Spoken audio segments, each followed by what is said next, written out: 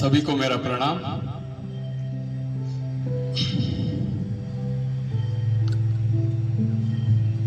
कि प्यार में वो ताकत है दुनिया को झुकाने की, कि प्यार में ताकत है दुनिया को झुकाने की, वरना प्रभु श्री राम को क्या जरूरत थी शबरी के झूठे बेर खाने की।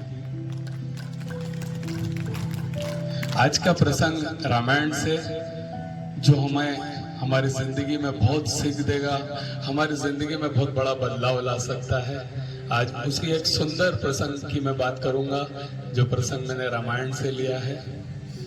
ये बात उस समय की जब प्रभु श्री राम लंका पर विजय की तैयारी कर रहे थे, युद्ध की तैयारी कर रहे थे। उसमें पूरी वानर सेना और उनके भाई लक्ष्मण उनके साथ थे।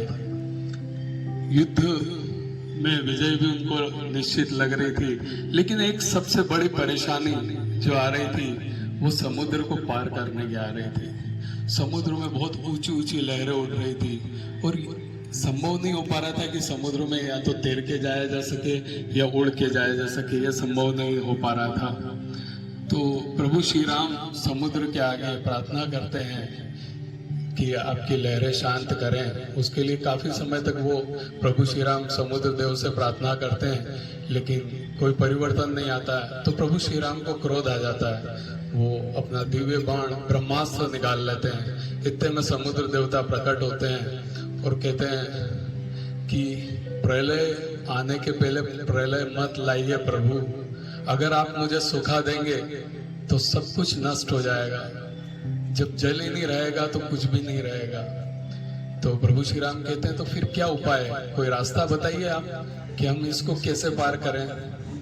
तो समुद्र देवता कहते हैं आपकी सेना के अंदर 2 बालक ऐसे हैं जिनका नाम नल और नील, ठीक है, जिनको ऋषियों ने श्राप दिया था बचपन में, क्योंकि ये नल और नील ऋषियों का सामान उठा के नदी में फेंक देते थे। तो उन ऋषियों ने इनको श्राप दिया था कि ये पानी में कुछ भी फेंकेंगे तो वो ऊपर तैरेगा। तो वो 2 जो आपके सेना में हैं नल और नील, आप उनसे कहिए कि वो पत्थर, बड़े बड़े पत्थर उठाकर समुद्र में डाले और एक सेतु का निर्माण करे। एक राम सेतु बनेगा जो आने वाला कल आपकी इस चीज की बहुत तारीफ करेगा, आपके गुणगान गाएगा, पूरी सृष्टि आपके गुणगान गाएगी। इतने जबरदस्त सेतु का निर्माण होगा। तो ठीक है, प्रभु बोलते हैं बिल्कुल ठीक है। और समुद्र ये भी कहता है कि जब वो ये कार्य करेंगे तो मैं उनका साथ दूंगा, वो पत्थर अच्छे से जम जाए, मैं लहरों को शांत रखूंगा और पूरा उस काम में सहयोग करूंगा। ठीक है, प्रभु श्री राम उस चीज की तैयारी करते हैं, अपनी पूरी सेना को आदेश देते हैं कि सब पत्थर इकट्ठे किए जाए। सब पत्थरों पे श्री राम लिखा जाता है और नल और नील के द्वारा वो पत्थर समुद्र में डाले जाते हैं और एक सेतु का निर्माण चालू हो जाता है। फिर प्रभु श्री राम वहां पर ही आराधना में, शिव की आराधना में बैठ जाते हैं। आराधना में बैठते बैठते उनको दिखता है कि गिलहरी भी इस सेतु निर्माण में शायद कुछ योगदान दे रही है। वो देखते हैं गिलहरी बिल्कुल किनारे पे आती है, लौटती है, फिर सेतु की तरफ जाती है, फिर आती है। उनको समझ में नहीं आ रहा था कि ये गिलहरी करना क्या चाह रही है। तो हनुमान जी को आदेश देते हैं कि इस गिलहरी को लेके आओ। तो गिलहरी को हनुमान जी लेके आते हैं। तो प्रभु श्री राम पूछते हैं क्या कर रही हो, इतने बड़े सेतु का कार्य चल रहा है और तुम इसमें बीच में क्या कर रही हो। तो बत्ती मैं माफी चाहूंगी प्रभु, लेकिन आपने जो धर्म के लिए युद्ध छेड़ा, इतना बड़ा युद्ध छोड़ा है, नारी के सम्मान के लिए, सीता के सम्मान के लिए, सीता की रक्षा के लिए आपने जो इतना बड़ा युद्ध छेड़ा है, तो मैं भी चाहती हूँ कि उसमें मेरा कोई योगदान रहे। मैं किनारे पर आती हूँ, कुछ मिट्टी अपने साथ लेके जाती हूँ और जो पत्थर लगा रहे हैं उन पत्थरों पे जाके छोड़ देती हूँ, ताकि जब आप इन पत्थरों पे चले तो आपको वो पत्थर चुभे नहीं। तो प्रभु श्री राम कहते हैं लेकिन ये सब ठीक है, लेकिन आ रही जा रही, इतने लोग जा रहे हैं, किसी के पांव के नीचे आ गए, दब गई और मर गए तो बोले मुझे इस बात की चिंता नहीं, क्योंकि आपने जो इतना बड़ा युद्ध छेड़ा है, मुझे गर्व होगा अगर मेरी मौत भी हो जाती है इस काम में, क्योंकि नारी के सम्मान के लिए और आपने धर्म के लिए जो इतना बड़ा युद्ध छेड़ा है, इसके लिए मेरी जान भी जाती है तो मुझे इसकी परवाह नहीं। श्री राम जी गदगद हो जाते हैं, उसकी बात सुन के इतने प्रसन्न हो जाते हैं कि वो उसकी पीठ पर उंगलियां फेरते हैं। इसी कारण आपने देखा होगा कि गिलहरी की पीठ पर उनकी उंगलियों के, प्रभु श्री राम जी की उंगलियों के निशान है। कहानी यहाँ खत्म हो जाती है, कहानी यहाँ खत्म हो जाती है, लेकिन हमारे जीवन में एक बहुत बड़ी सीख देके जाती है कि हम कितने भी कमजोर क्यों नहीं मानते अपने आप को, कितने भी लाचार क्यों नहीं मानते अपने आप को, लेकिन अपने अंदर विश्वास है, अपने अंदर जुनून है, अपने अंदर इमोशंस है, भावना है, तो हम कुछ भी कर सकते हैं। क्योंकि जैसा कि मैंने बताया, प्रभु ने सबके अंदर एक जैसी मशीनें डालकर इस पृथ्वी पर भेजा है, तो कोई बड़ा कोई छोटा कैसे हो सकता है। आप कितने भी छोटे हो, कितने भी कमजोर हो, लेकिन आप भी वो सब कुछ कर सकते हो। जब एक गिलहरी, छोटी सी गिलहरी, उसने कहा मैं इतनी छोटी हूं कि मैं पत्थर तो नहीं उठा सकती, पर मिट्टी तो उठा सकती हो ना। मिट्टी को, थोड़ी थोड़ी सी मिट्टी को उठा के ले जाने का प्रयास किया। तो हम भी जीवन में इस तरह का प्रयास कर सकते हैं, भले ही छोटा छोटा प्रयास करें, लेकिन प्रयास करके हम बहुत अच्छी सफलता को हासिल कर सकते हैं। यही इस कहानी का सार है। 500 वर्ष के बाद ऐसा मौका आ रहा है। इस बार की दिवाली बहुत खास दिवाली होने वाली है।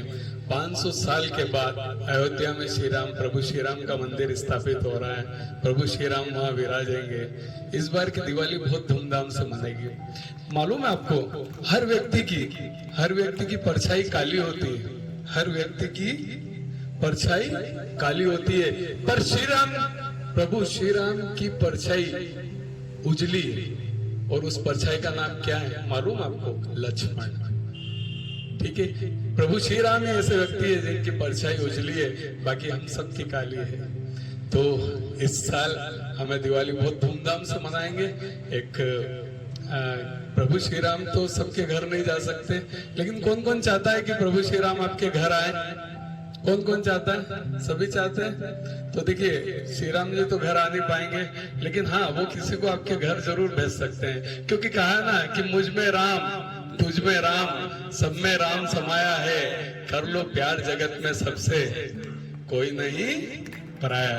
तो आप लोगों के साथ में आत्मीयता और प्रेम और बढ़ाना चाहता हूँ। जो लोग चाहते हैं कि मैं आपके घर आऊं, मेरा व्हाट्सएप नंबर आप लेके मुझे आपका घर का एड्रेस मैसेज करेंगे। जिसका मैसेज पहले आएगा उसी के हिसाब से मैं पड़वी के दिन उनके घर जाऊंगा।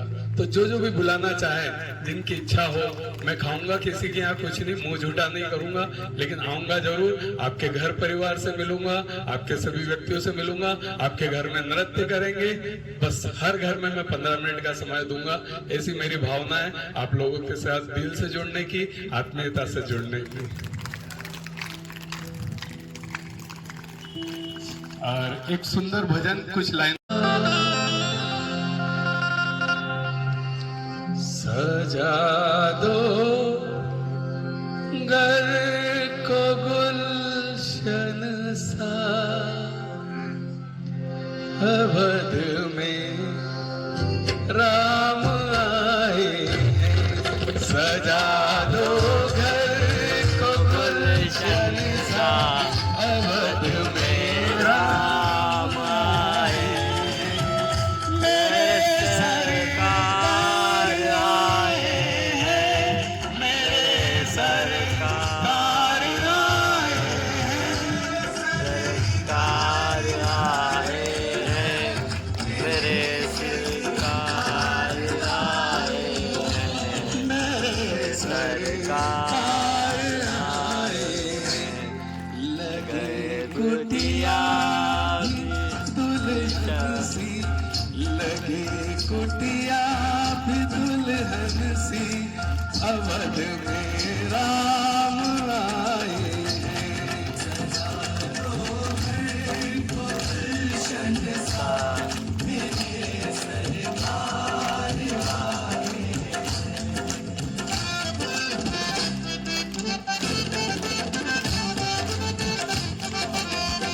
दोनों हाथ ऊपर।